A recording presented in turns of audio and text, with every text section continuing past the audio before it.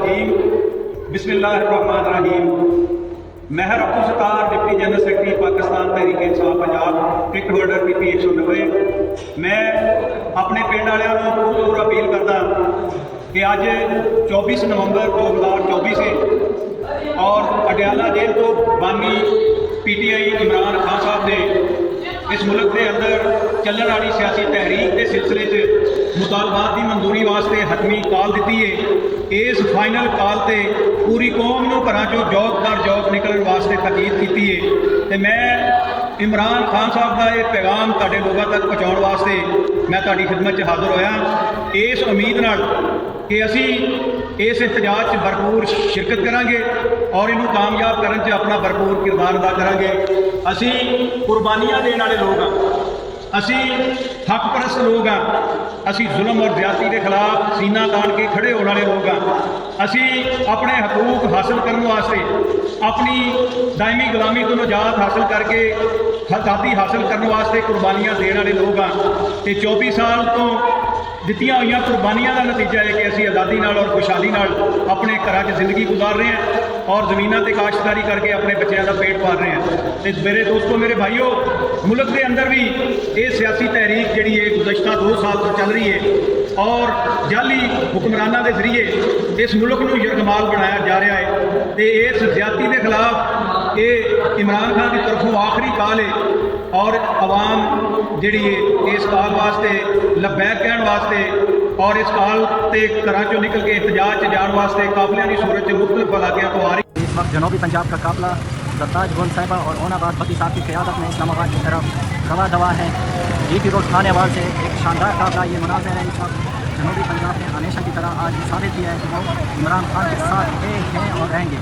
ये मनाज़िर है इस शानदार काफिले का। तो इस वक्त GT रोड थाने वाल से ओनाबाद भट्टी जो है ना वो बढ़कर को खरीद करते हैं और मैडम सरकार को तहबाती उनके हमरा फ्रंट लाइन पर मौजूद है। एक बहुत बड़ा शानदार काफिला जो इस वक्त GT रोड थाने वाल पर मौजूद है। साउथ पंजाब ओनाबाद भट्टी साहब की क़यादत और मैडम सरकार साहब की क़यादत में इस वक्त थाने वाल रोड के जनूबी पंजाब का एक शानदार काफिला ये मनाज़िर है। बहुत बड़ा काफिला जिसमें सैकड़ों की तादाद में गाड़ियाँ और हज़ारों की तादाद में इसमें जो है पत्थर मौजूद है। साउथ पंजाब ने हमेशा साबित किया है कि बहुत शानदार अभियान काफिला ये मनाज़िर है। GT रोड थाने वाले इस्लामाबाद की तरफ दवा दवाएँ तमाम रुकावटें अबूर करके यहाँ तक पहुँचे हैं। रास्ते में पुलिस बेबस्ती और इतनी आवाम को लेकर अस्सलाम वालेकुम नाज़रीन, हम यहाँ पर मौजूद हैं शरीफ अब्दुल मरवत के हुजरे मरवत हाउस पर।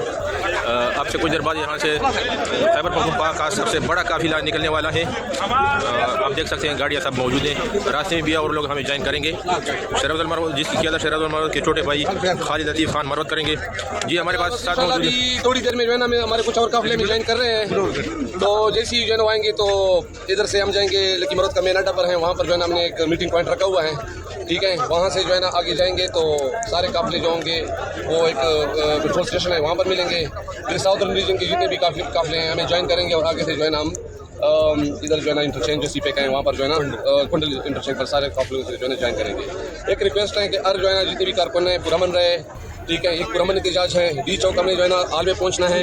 अपने साथ मास्क, जो सफ़ेद रुमाल है, नमक, पानी, इसका इंतजाम आपने करना है।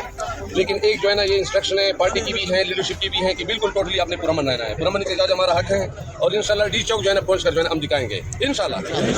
कौन बताएगा पाकिस्तान।